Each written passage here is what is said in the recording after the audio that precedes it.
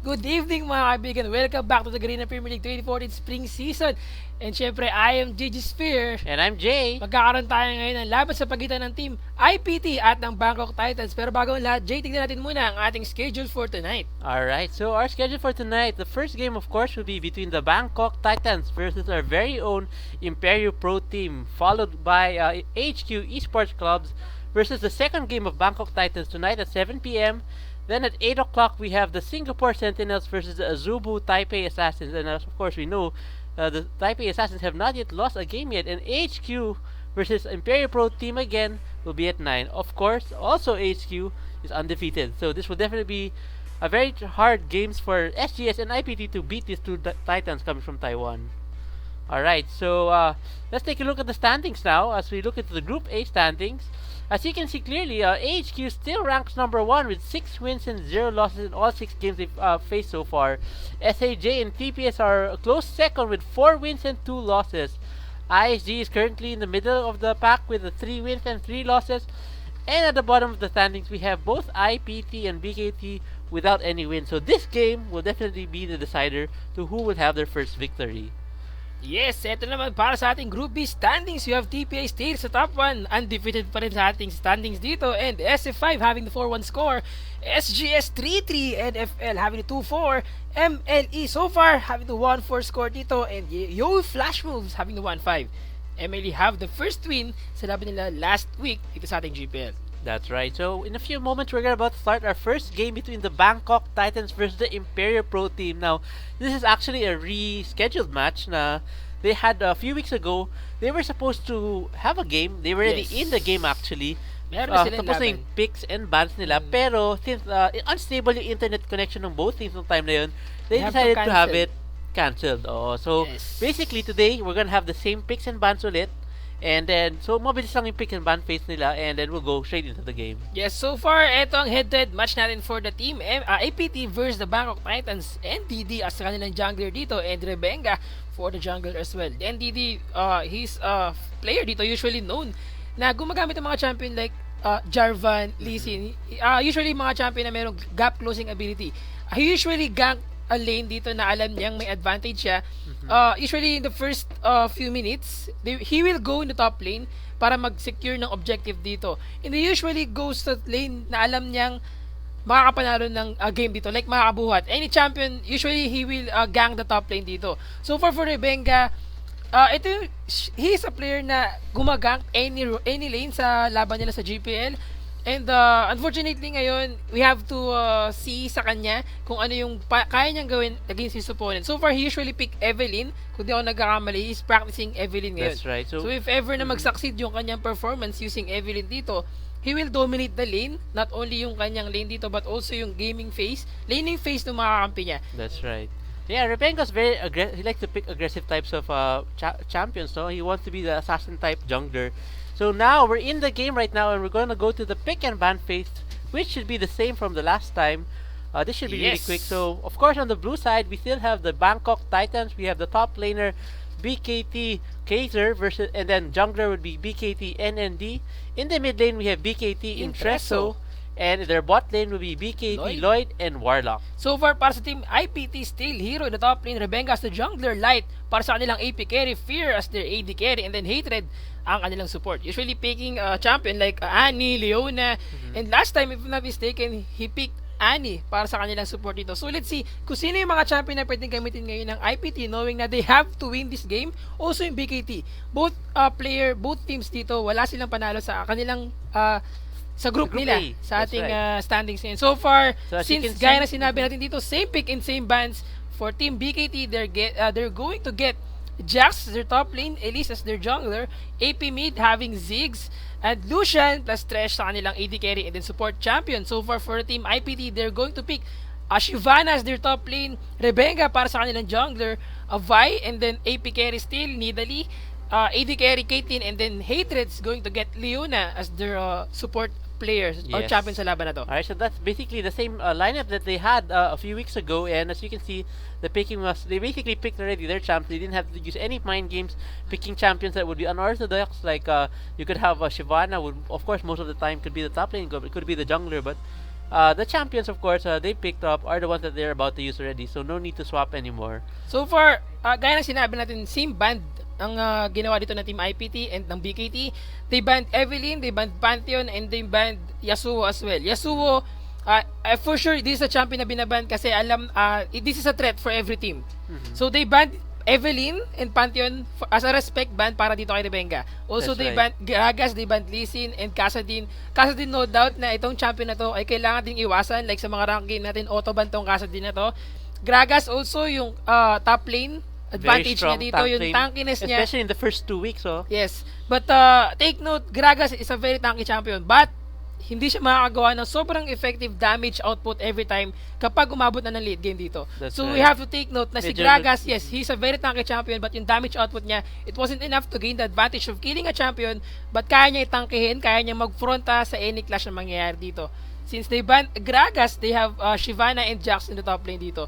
So Jason, sa tingin mo mananalo dito sa top lane? Shyvana or Jax? Alright, so in terms of the top lane, so far, from what I've seen in the recent fights that we've been watching, the PGS and GPL, Jax is really dominating. Doesn't Yes. matter who he's going against, whether it's Shyvana, Mundo, almost anybody sa top lane, medyo he's able to outwin. So, it really depends on BKT Qaizer. If he plays his Jax properly and manages his mana properly, he should be able to win against Shyvana. But if he makes a lot of errors in the early game, and if he has good ganks coming from IPT Rebenga, this could cause Jax to totally lose his lane. Yeah, so far, ang maganda dito sa team ng BKT, if ever na mag-gank si Elise in the top lane, he will help Jax to secure another objective of killing a champion. Kung mapansin mo, once na tumama yung cocoon nitong si Elise, followed up by stun ang galing dito kay Jax. And they will surely kill a champion like si Shyvana if ever hindi pa siya level 6 at wala siyang flash dito.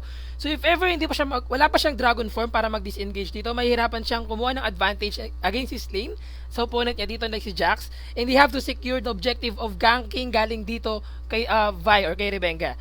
So if ever na gumak si Rebenga in the top lane, the dodge coming sa skill dito ni Jax, that will give him an advantage of escaping if ever na magkaroon ng gank dito. But once na magkaroon ng assault and battery itong si Rebenga, sure gank or sure kill kagad ng any champion na mag-gank niya dito. But kailangan i-secure ng team BKT dito yung advantage niya sa laning phase. Yes, but actually, even with the assault of battery of Rebenga, he has to be careful not to target Elise. Yes. Because if he uses his repel, maka-cancel yung SS niya at masasayang lang. Yeah, so malaking bagay dito yung repel galing kay Elise if ever na magamitan siya ng assault and battery. So Rebenga have to secure yung kanyang objective na not to use assault and battery sa champion like si Elise. Yes, Elise and Fizzer, those two champions have the ability to dodge assault and battery. So when you're using Vi and you're gonna use assault and battery, make sure if ever you're gonna use it on those two champions, make sure naka-cool down yung repel and yung Yes. playful restriction ni Fizz. So far ngayon since we're seeing na si Jax in the top lane, we have the Ziggs in the mid lane. Ziggs versus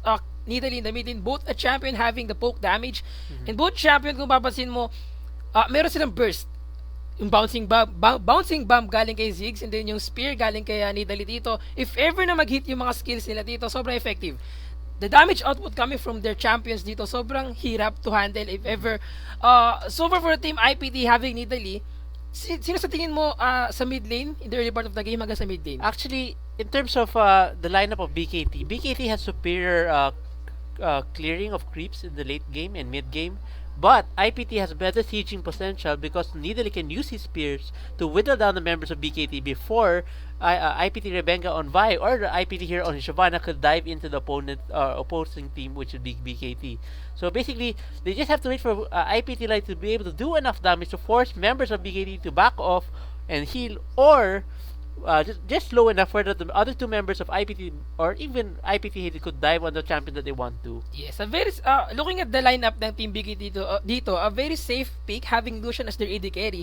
As you can see, Lucian is a champion na hindi kailangan pumasok to gain the advantage of damaging any opponents dito.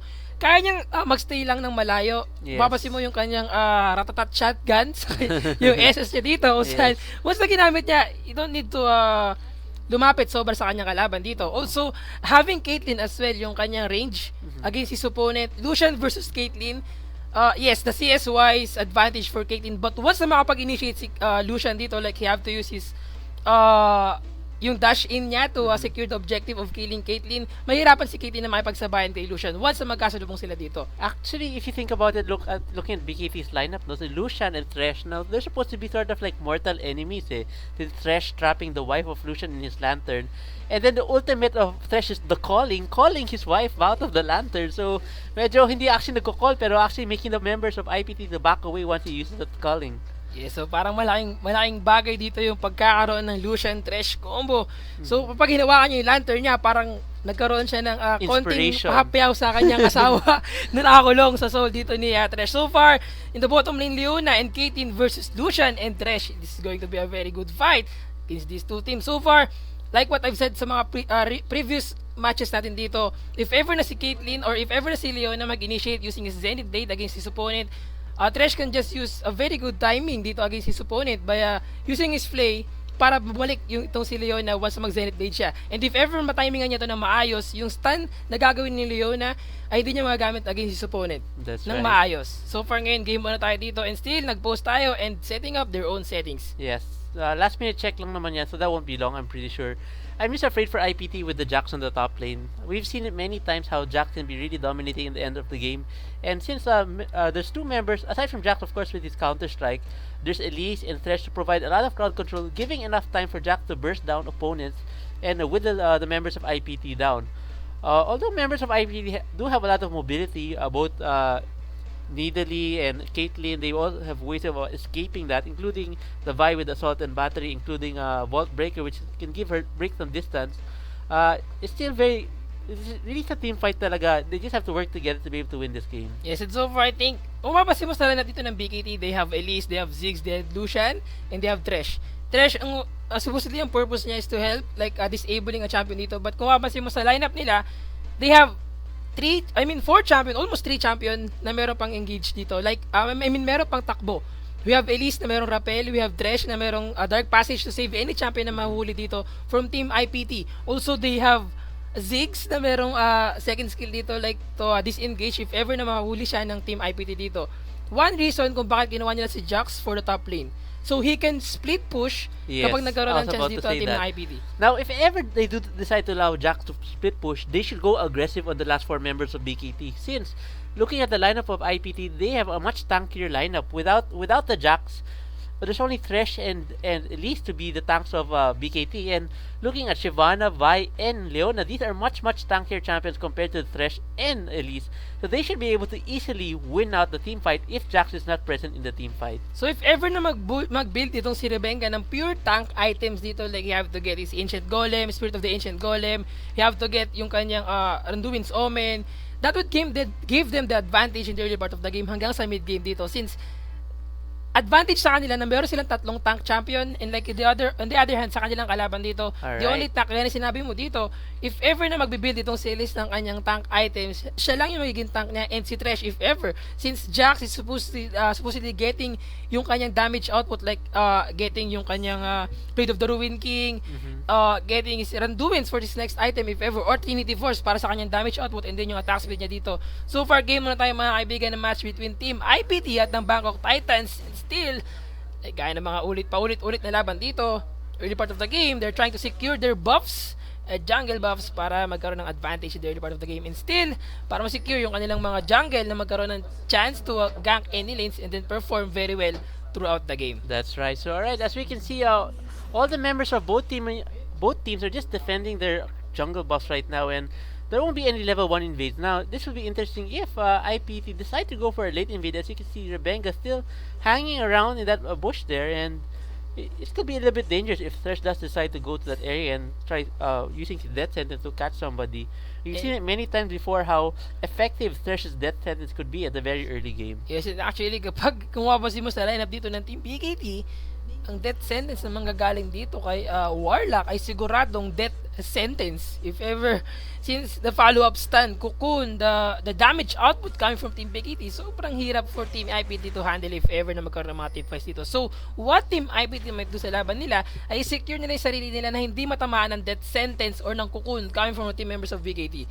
So, that would give them the advantage of killing a champion. Also, yung bursting a champion dito from Team BKT against the team ng IPT. Still in the mid lane, Nidalee versus Ziggs, poke damage coming from BKT Intereso dito. So what I've said like before, Mhm. advantage for Ziggs in the early part of the game since yung kanyang bouncing bump, hindi niya kailangan bantayan yung creeps na haharang dito or yung minions na haharang. Unlike yung spear na magagaling dito kay Nidalee, he have to secure na walang matatamaan or walang minion na haharang to get the advantage of poking a champion dito. Yes, I also like to point out that we're still using the 4.2 patch on this game, no? And 4.3 is just around the corner.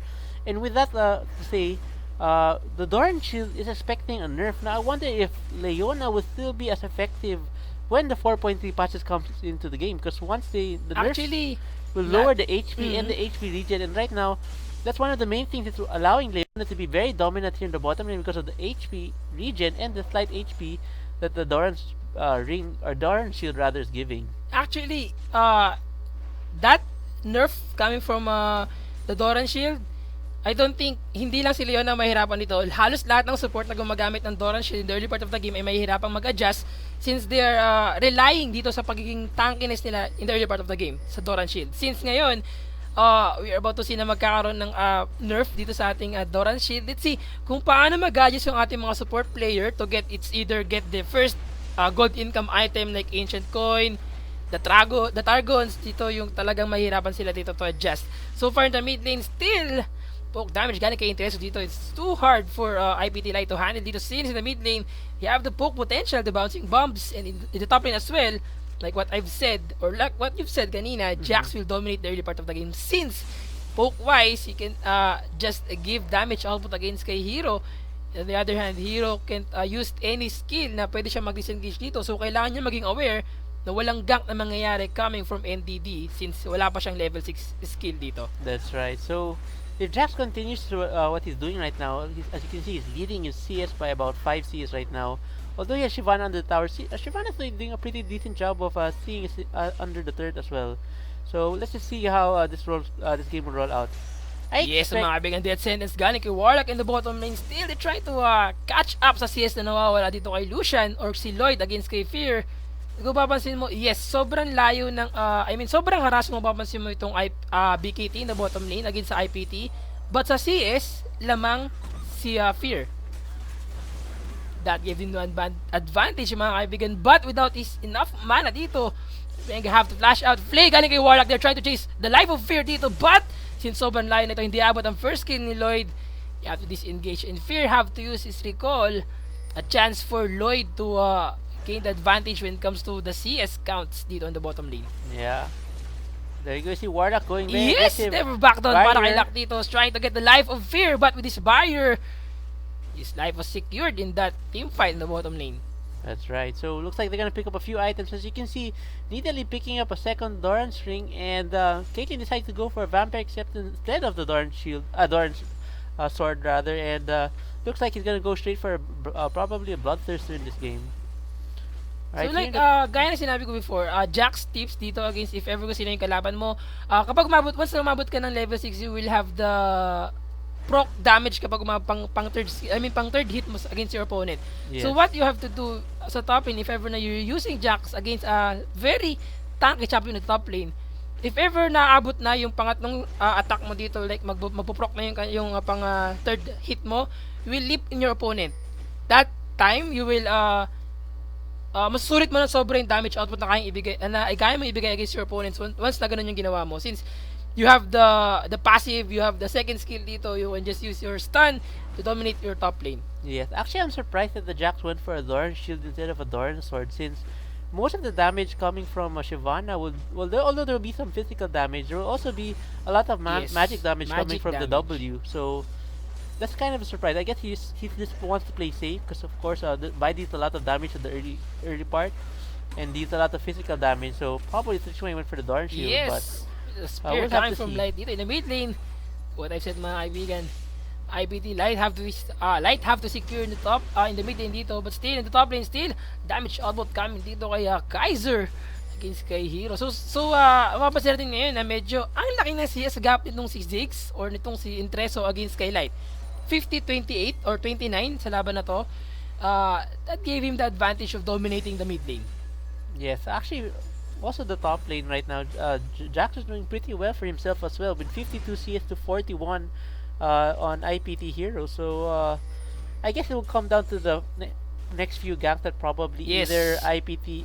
IPT Rebenga or RBK NDD to take the first blood. Yeah, so far ngayon, Rebenga's trying to gag the bottom lane with his Vault Breaker. He have to cast it down, mga kaibigan. But they were aware since napansin nila na medyo maasim or nagkakaroon ng tapang or lakas ng loob si Hatred in the bottom lane. It's still CS pa rin tayo, mga kaibigan. 7 minutes and 30 seconds na tayo. Wala pa rin ganks na nangyayari or coming from the jungles. And yet again, kung mapapansin mo yung gold advantage natin ay almost around 800 in favor of Team BKT dito against sa team ng IPT. Since wala pa gaanong ganks and kung mapapansin mo, itong gold advantage ito ay makikita mo lamang sa CS, I mean, sa advantage nila sa laning phase. Mga kaibigan with the play galing dito kay Warwick the bottom lane. Tinamaan na dead sentence si Fear dito. They have to flash in, flash out as well, mga kaibigan. Still, first that para team ng BKT. Gain the advantage at the bottom lane. Good job para kay Warlock securing that kill. And since alam nila na wala pang barrier itong si KT that time, they have to get the life of KT. A very good job para sa BKT in the bottom lane. Yes, IPT Fear getting caught out there right just now, trying to avoid the damage coming from BKT from his kill shots. BKT Ward is able to catch him with his death sentence, forcing taking the passive damage from Lloyd's passive, and of course because of that it was easy burst down for Lloyd, as even though with Kate's flash was just not enough to save his life. Yes, like what I've said kanina, yes, Caitlyn have the advantage when it comes to looking at the range na meron siya, but problema dito sa kanya in the bottom lane ay medyo mahihirapan siyang makipagsabayan against kay Lucian. Lucian have the advantage of kaya na sinabi mo yung kanyang passive dito, double hit, double damage against his opponent. So that will give him the advantage of dominating the bottom lane dito. So far, ang ating CS in the bottom lane still 64-56. Advantage pa rin para kay Lucian or kay Lloyd in the bottom lane. And I think in the top lane, sobrang pressure na binibigay dito ni Hero against kay Qaizer. Yet, lamang si Qaizer sa kanyang CS. Yes, IPT looks like they're grouping up in the Dragon right now, while Qaizer and Hero just exchanging blows. Oh. Yes, mga kaibigan, Dragon form galing kay Hero dito. It wasn't enough to gain the life of Jax, but still trying to get the Dragon. IPT Fear goes down dito in the bottom lane. And with that, it's a 3-4 non-exchange. And I think it's about time to get the first Dragon of this match sa laban ng Team BKT and IPT. Well, But actually, they have to disengage since yes, wala silang mga HP dito. yeah, they're So, afraid maybe Diddley might start poking them and picking up a few kills for themselves. So they didn't think it was worth it. So not a bad decision from BKT. I do expect them to probably try to take the Baron in a while after if the members of if they can heal up really quick. Yes. Members of IPT should be able to get back there and maybe try to do the Dragon again, but it looks like maybe they'll just play a little bit safe because they did see a ward come down from BKT Yes. a while ago. Nakakalungkot na miscalculation para dito kay Hero in the top lane. He have to use he was forced to use his dragon form dito to kill Jax, but mapapansin mo dito he have to initiate as well sa turret, so the damage output coming from the turret dito. Also yung ignite galing kay Jax, that gave him the advantage of killing a champion dito. Also hindi pa niya nakuha ang buhay dito ni Jax with his dodge and the third skill niya dito plus yung stun niya. Yeah, actually that was a little bit of a missed timing coming from IPT Hero, jumping in at such a low life, forgetting that Jack still had his flash ignite up, and actually even with him diving, he actually kind of missed Qaizer and wasn't able to deal enough damage even with him igniting him as well. Yes, and so far na mid lane, still nahihirapan dito si Light against kay Intreso, having the 97, 100 over CS, over 75 CS, gaya na sabi dito, since Qaizer have the advantage in the top lane, he's level 9 na, and Hero is still level 8. This Zil, and then yung kanyang item dito, I think, mahirapan talaga ng sobra si Hero in the top lane dito. With this, he so far got his Giant's build dito at yung kanyang Negatron Cloak, but do you think it is enough to gain the advantage in the top lane? Advantage maybe not. Definitely he's gonna build straight for the team fight. Yes. Because Jack deals both mixed damage, both physical and magic damage. So although the Negatron Cook of course so would help far, to the get some top lane, magic Rebenga damage. is trying to get Qaizer dito, but they have to secure his stun galing kay Rebenga index to Hero, but he can't catch the damage coming from the assault and battery. Dragon form galing kay Hero trying to chase the life of Qaizer dito. If ever na makatakas siya dito, good job for him. But with the Vault Breaker being charged by Rebenga, a one champion kill in the top lane. On the other hand, in the bottom lane still, IPT Fear got the life of, BKT got the life of IPT Fear in the bottom lane with the Cocoon galing kay BKT NDD. And yet again, if ever they got the advantage of getting another champion dito, he have to use his Mega Inferno Bomb, but it wasn't enough to get the life of Hatred in the bottom lane. Still, ang ating goal difference ay almost 4K in favor pa rin sa team ng Bangkok Titans. 5-1 ang score natin. And take note mga kaibigan sa lahat, di nakakaalam if ever na manalo dito ang team ng BKT. This will be their first win in the GPL Spring Season 2024. That's right. So both teams don't have any wins yet. So definitely both teams want to pick up this win. IPT here getting pressured a lot by BKT in this game. As you can see, he has already picked up, or he's already received 3 deaths coming from the BKT. First time it was no gank, but the other 2 times ganks came in coming from BKT and giving Fear a hard time. Although they're doing not so bad in terms of CS in the bottom lane, they're behind by about only 12 CS. In terms of kills, of course, Lucian is very favorable with 2 kills picked up already. And ang mapapasin mo sa item ngayon ni NTD, a jungle don't usually pick a level 2 boots dito. But this is the first time na nakakita ko. I mean, this is not usual na nangyayari. But he got his Sorcerer's Shoes as his first item instead of getting yung kanyang Spirit of the Ancient item. Like Yes. bawa Golem or Spirit of the Elder Lizard or Spectral Wraith.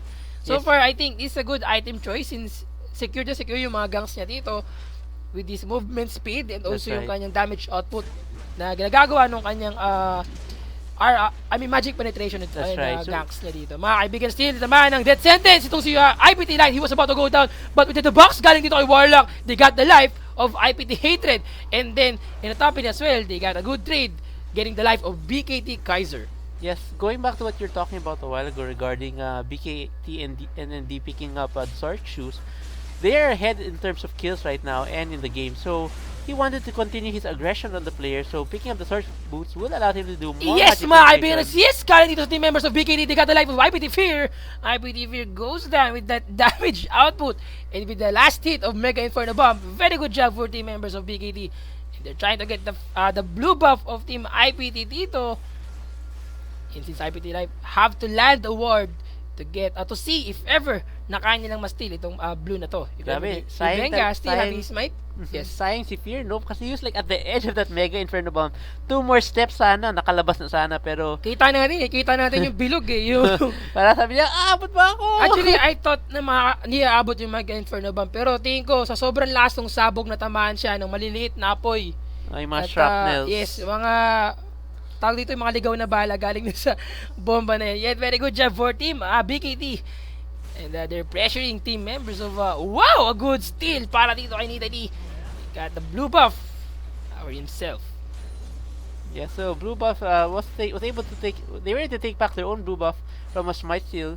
I think it was IPT Light. Yes, using his spear, I believe he was able to time his spear perfectly to be able to pick up that blue buff from that smite steal attempt coming from BKT. Yes, so far sa lahat, hindi nakakalam kung bakit team ng IPT and MNE ay nasa GPL ngayon. Meron po tayong Pro Gaming Series. Kung sino ang magka-champion ngayon sa Pro Gaming Series will get the slot for the GPL next season. That's right. So, sa lahat ng hindi nakakalam about info sa ating PGS, just visit ang ating PGS site, esports.garena.ph/PGS. Andun lahat ng info na gusto nyo malaman, paano makasali sa PGS, paano mag-participate, paano magkaroon ng chance to join sa ating mga challenger tournaments, PGS, and din ang ating GPL. Yes, if I'm not mistaken, actually talking about that, I believe War Gods is right now the number 1 in the PGS, so Yes. they have a good chance to actually maybe be part of the GPL next season. So alright, so back into the game right now. We see Rebenga just here clearing up the golems. Looks like somebody may have stolen one of these golems a while ago. Shyvana just farming here in the top lane, and Jax has started to start roaming around this map, though he doesn't know where he wants to go yet. So let's see what they're gonna do about this. So, papansin natin ngayon sa laban na to, sinesecure ni Rebenga yung top lane nila, and he have to secure the advantage of getting the champion dito like si Qaizer na top lane, si Jax, since kung mapapansin mo, nahihirapan talaga si Jax na mapagsabayan. Trinity Force pa lang ang item niya dito, wala pa siyang boots, and at the same time, para kay Shyvana, having Sunfire Cape, Negatron Cloak, and then a level 1 boot dito, that will give him slight advantage in the top lane. Since kaya niya i-clear kagad yung wave, yung minion wave dito, and I think hindi niya papabayaan na makapag-split push or makapag-push itong si Jax ng mag-isa in the top lane. Yes, actually, it's really hard for IPT to do to come back into the game right now, as they want to stall to the late game, so IPT Fear can pick up some items. As you can see, he doesn't have any items compared to Lucian. All he has is a Vampiric Scepter and a Berserker Greaves, and 1 Doran Sword, of course. And while you're looking at Lucian, he already completed his Bloodthirster and has a pickaxe already on the way, so probably that might become an Infinity Edge or another item, maybe a Last Whisper. Yes, And most probably a last whisper or possible din na you will get an Infinity Edge dito sa laban to. But still, so far ngayon, the gap when it comes to items, Solar Flare galing dito kay Hate trying to get the life of Lloyd, but with the with the Spear galing kay Lloyd, it wasn't enough to get the advantage of killing a champion, but a good assault and battery to get the life of Lucian. Also in the bottom lane, still, Light is trying to chase BKT Warlock, but they have to disengage since medyo malayo na ang team members dito. But a respond, galing kay Ziggs, trying to get the life in the bottom lane. Still, mga kaibigan, bouncing bomb. Isn't enough to reach the life of any champion from Team IPT. And so far, top lane still pushing. Ito si Hero against kay Qaizer. But Qaizer have to do something na top lane na secure niya yung kanyang objective of doing a split push dito. But mga kaibigan still in the bottom lane, they're trying to defend their turret. And 1 minute left bago mabuhay ang ating dragon. yes, again another surprising item coming up from BKT Qaizer, picking up the Trinity Force as instead of Blade of the Ruin King as his first item. Now he already knows he's going against Shyvana, and the Blade of the Ruin King would have been a much better pick, especially if he wants to go toe to toe with the Shyvana. So at this point in time, I believe that IPT Hero has the advantage over the Jax until Jax will be able to pick up his own Blade of the Ruin King. Yes, alam mo Jay, ito talaga yung maganda sa League of Legends. Team play talaga siya. Hindi siya, mapapansin mo, kahit ganito kalaki yung advantage ng BKT in the early part of the game, IPT still have the chance to win this game sa paggamit ng kanilang team play na, sa magandang communication lang at team play talaga. That's right. Kaya yung sinabi natin, kung sa basketball, bilog ang bola. Dito sa LoL, bilog ang bola ni Oriana. So tuloy-tuloy pa rin tayo mga kaibigan. Still, ang ating score dito ay 7-3 in favor of Team BKT. 5 seconds left bago mabuhay ang ating dragon. Try to get the second dragon of this match. Still the stun. Alright, Missed Death ang kukun Sentence dito. and stun got missing IPT Hero there. Alright, all 5 members of BKT are grouping here in the Dragon, so this is going to be the first Dragon fight of the game, or the second rather.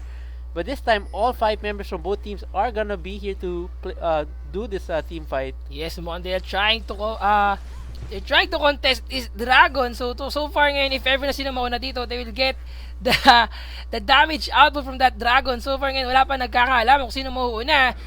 5 vs 5 match dito. Still trying to wait kung sino mag-initiate to get that dragon. Pero mga kaibigan, Caitlyn is there. Fear was there to hide sa ating dragon dito. Death Sentence, mga kaibigan, galing kay Warwick was not to get the life of any champion from Team BKT. IPT. So poke damage galing dito.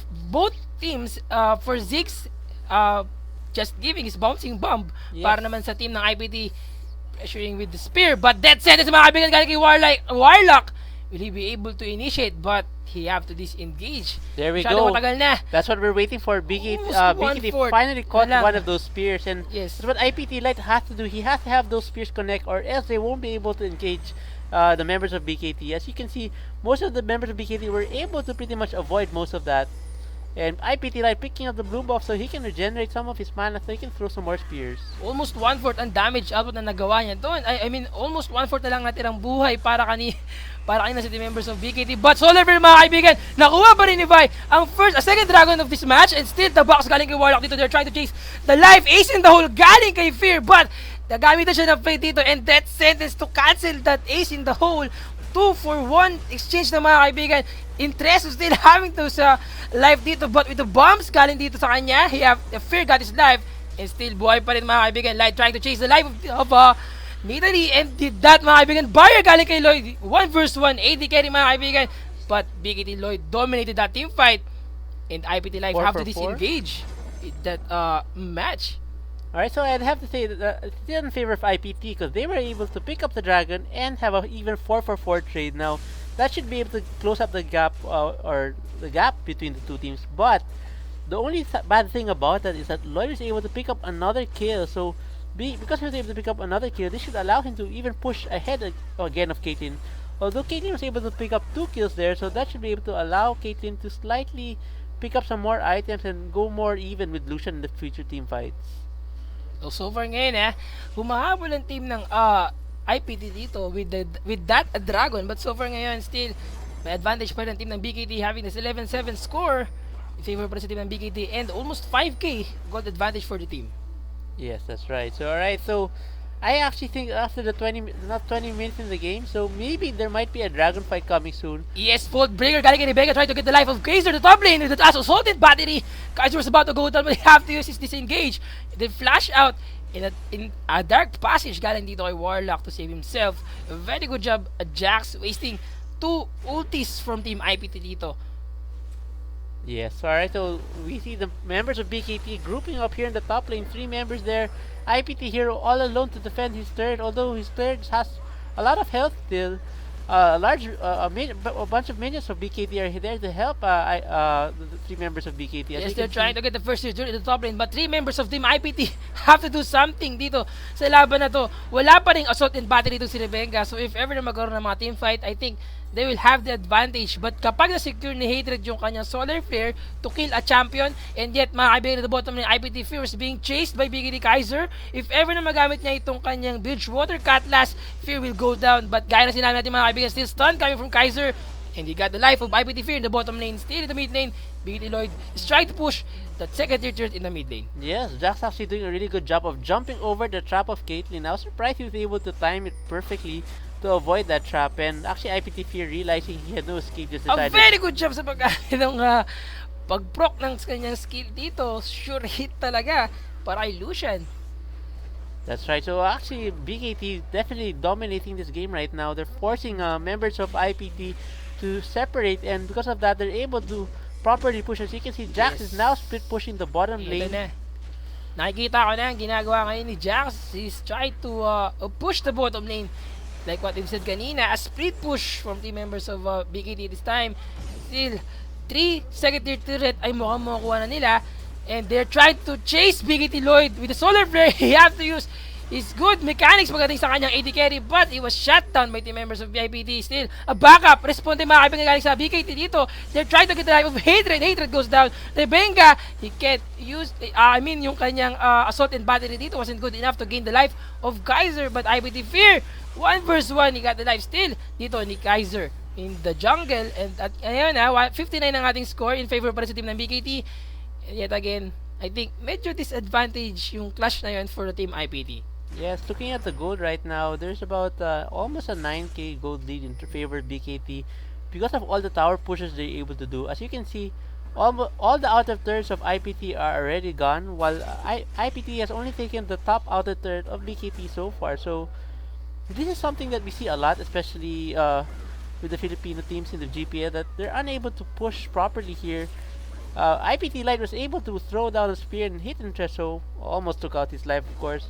Really painful spears at this part of the game. Yeah, so far ngayon, having the almost 339 AP para dito kay Light, I think it's enough na para maka-damage ng sobra ang isusubukan dito yung kanyang mga spear. And yet again, ito yung kailangan nila i-secure dito. Team IPT have to make sure na lahat ng poke damage nila ay mabigay nila again sa team ng BKT. And if ever na mag-initiate sila, that would give them the advantage. Since kung mapapansin mo ngayon having Rebenga, Assault and Battery have to initiate. IPT Hero, yung kanyang Dragon Form. Ang kailangan gawin ito ng Team IPT na if ever na mag-initiate sila ng mga team fight, i-secure lang nila itong solution, and that would give them the advantage of dominating the team fights dito. Since mapapansin mo, Lucian, yes, may flash siya dito, may dash out siya, but the only thing na makakatulong sa kanya dito ay bukod sa yung kanyang dash out and then yung flash, the dark passage galing kay Thresh dito. So they have to secure the advantage of getting a champion. Still in the bottom lane, they're trying to chase Qaizer, Solar Flare, Assaulted Battery, almost lahat ng Esther dito ay nagamit nila. But he still got the life of IPT Light before dying. And yet again, 1-1 exchange. Very good job. Also being pushed in the mid lane, third tier turret sa kanilang team dito. And also mukhang inhibitor for them. BKT Lloyd got an inhibitor in the mid lane. Very good job for team BKT. Good communication. Yes, like we always say, Jax is really a pain in the ass, right? So are you gonna stop Jax, or are you gonna go and fight the rest of the team? Because of Jax, they're able to split push so strong, and as you saw there, 4 members of IPT dove on him, and he was still able to pick up a kill before going down. So that just shows you how strong he is, especially with the counter-strike ability of his. He's able to dodge all the melee attacks coming from the members of IPT there. And most of them were, of course, doing melee damage, except for IPT Light, who had spears. And Leona, of course, not dealing that much physical damage, but still adds to the counter-strike damage that it procs from it. Yes, this is the third dragon of this match, and if ever na makuha to ng BKT, this will be their second dragon of this match, and makuha to ng IPT, they will get that second dragon as well. Still, mga kaibigan, Rebecca taking so much damage dito. He was about to go down. Akukun followed up by Elise, which wasn't enough to get the life of any champion of Team BKT. Still, they have to disengage after getting that dragon. Yes, alright. So while that was happening, Jax has decided to continue split pushing. This time in the top lane, looks like he might actually pick up some buffs here or probably ward around the Baron area. Alright, he's IPT Alam mo, now. yes, Jay, I think ang problema kayo ng Team IPT, they didn't secure that dragon, but mga kaibigan ng Solo Fair galing to team members of IPT, they will get in the life of Qaizer. Ace in the hole galing kay IPT Fair wasn't enough to gain the life of Qaizer. Still, poke damage with so much magic resist with his Negatron cloak. Qaizer still alive dito. Kukun have to flash in. Hatred got cut off, and if ever BKT got the life of IPT Hatred with that death sentence followed up by Warlock. So far, 17-10 ang ating score. At napakalaki ng ating gold advantage dito. 9.3k in favor of Team BKT. Yes, looks like BKT are thinking about maybe baiting this Baron right now. As you can see, they haven't started Baron. They're just waiting for members of IPT to come closer. But nobody, as they can see in the map, that no one is approaching them to their ward. So they decided to back off, and Jax decided to split push the top lane again, heal up his life using his Blade of the Ruin King. As you can see, he's healing up very fast and dealing a lot of damage, no problem clearing those minions. Yes, and actually for Jax, so far ngayon ang laki na ng habol niya against his opponent. Kung mapansin mo, tignan din natin gold back ngayon, 10.7k in favor of Jax against sa kanyang kalaban dito na having 8.5k. Sobrang laki ng gold advantage niya, almost 2.2k. At kung mapapansin mo, item-wise, mapapansin mo talaga, sa item pa lang, na may advantage na itong si Jax. I mean, itong si Jax against kay Shyvana.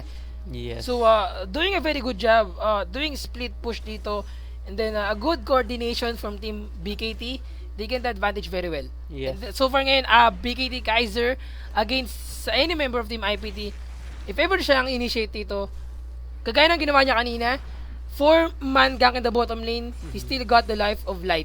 Yes, actually I think Jax might be planning to go for a Banshee's Veil, because he noticed that every time he dives in, that IPT is throwing so much at him, and that Banshee's Veil... Yes! A very good job para kay Warlock dito. Almost nandiyan na sana yung kanyang pagtalon doon sa pader. But it wasn't enough to get advantage of escaping. But mga kaibigan, Rebenga have to use his Vault Breaker. BKT Lloyd being exhausted. Assault and battery still on cooldown para kay Rebenga dito. Warlock was about to go down. Double kill for Lloyd with that team fight. And I think miscommunication still for Team IPT. And yet again, IPT Fear was about to go down dito, but with the bush hiding, BKT Lloyd have to flash out to secure his life dito, but BKT Entreso still taking so much damage against his opponent. Still, IPT Fear got the life of Entreso, so BKT NTD is trying to chase IPT Fear dito with his ward dito, and then a repel kay NTD. The damage output with his skill, it wasn't enough for Katin or kay Fear para masiguro ako niyang boy dito. Vault Breaker galing kay Rebenga, but it was cancelled by the stun guy from Qaizer. And the 2 for non-exchange in favor, 2 for 1 exchange in favor of Team BKT. Yes, now Jax is now distracting the members of IPT as 3 members of BKT are taking the Baron by themselves. Qaizer just forcing distractions. You can see he's so tanky right now, and he can pretty much go against almost all the members of IPT right now who are trying to defend yes, the base. so far ngayon, Team BKT is trying to wait for Ziggs bago nila kunin ng Baron na to give him the Baron buff. And yet again, very good job for Team BKT. And almost there. So that was actually a close call because Baron is about to heal already. If ever na makapag-respond or ma-heal yung buhay na nawala kanina ng Baron dito, ma-ace pa sila dito ng Baron. Alright, so I thought that there might be another IPT moment or MLE moment where the inhibitor responded. This time it will be a Baron moment killing the members of BKT. But actually, BKT was able to handle that just in time before that happening. So let's see if they might decide to close out this game now. They have a very big advantage, more than 15 or about 14,000 gold lead, and all members should be Baron buff, and Jax is definitely gone. Like I mentioned, he already picked up the Banshee's Veil. It's gonna be really hard for them to stop Jax right now. I don't think Emily has any answers, or IPT has any answers for this right now. Alright, so as you can see, 4 members here of BKT already sieging up in the inhibitor of IPT, while Elise is still behind, coming to join the team. They're just waiting for Elise to join the fray. As you can see, Thresh throwing out Death Sentence, trying to catch members of IPT. Qaizer, of course, on Jax is being very aggressive again. There you go, Jax is already hammering down the inhibitor really fast. Lots of damage coming from the Jax, of course. And easy inhibitor pickup for BKT. And they're trying to get bottom lane as their next target dito sa laban nila against sa team ng IPT. Still 40 seconds left bago mabuhay ang ating dragon of this match. Fourth dragon, and so far that is the third dragon for Team BKT if ever na makuha nila to. Yes, alright. So, Jax again providing some distractions for BKT here in the mid lane, while the other members are trying to push the bottom lane. Looks like IPT will be responding to the push come from the bot lane, but this might be very dangerous, especially with Jax without anybody checking out on Jax. Jax might collapse on them once the members of BKT start to push on this tower. Yes, so far in the bottom lane, BKT is trying to get the life of inhibitor third in the bottom lane, and still Qaizer taking so much damage. Zenith Blade galing dito kay Hatred. They're trying to get the life of Qaizer. He was exhausted, and they burst down as well. But with the jump para kay Fear dito, Fear goes down. He's still alive, mga kaibigan. Buhay pa rin dito si Jax. Almost a few hit na lamang galing sa members of IPT. But it wasn't enough to get the life of any champion from Team BKT dito. Still, it's 0 for 3 exchange in favor of Bangkok Titans. A good mechanics para dito kay Qaizer in that team fight. He jumped in para kay Light dito, and an inhibit Nexus got destroyed.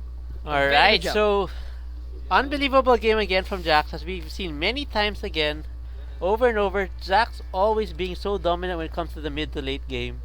Especially after picking up his core items, the Blade of the Ruined King and Trinity Force. Unbelievable game. Really good job coming from BKT, being able to win that game. So far, para sa ating match stats, as you can see, 2-15 score para kay BKT Impreso. He's not more focused sa kills na kaya niyang ibigay sa kanyang kalaban. He's more focused sa damage output na kaya niyang i-contribute before the team fight commenced. So ngayon, as you can see, with a 2-15 score, 24 kill, almost 80% ng kanilang team fights nandun siya. Almost a damage output coming from his Mega Inferno Bomb is enough to gain the advantage of killing a champion dito for their team. Contributing that team fight. So far, na 7-5-3 para kay Jax dito. Yes, the score don't show that much kung gaano siya ka-dominant over this game, but yung presence niya throughout the game. Exactly. Kanina na yung last tanking 4 members ilang beses and he survives. He was initiated by the Zenith Blade of Hatred and Solar Flare, taking so much damage. SS dito, Assault and Battery galing kay Rebenga. And as you can see, 1 vs 4 champion, he got the life of IPT Fear. Not only that, he also escaped sa mga laban na yun, and then they got the inhibitor. Because of Jax's presence nga, like you mentioned, yung focus ng IPT shifted from BKT Lloyd to the Jax, and since they throw all their ultimates at the Jax, they have nothing left for the Lucian. So BKT Lloyd, of course, dominating 10-5, but it is really all about the Jax. Yes, very good job for Team BKT for winning this game against team ng IPT. Against sa lahat ng mga ka-tune in pa lang, you're watching the Garena Premier League 2014 Spring Season. I am Gigi Sphere. And I'm Jay. Stay tuned na kayo dyan. Meron pa tayong mga laban mamaya, and we'll be right back after a few minutes.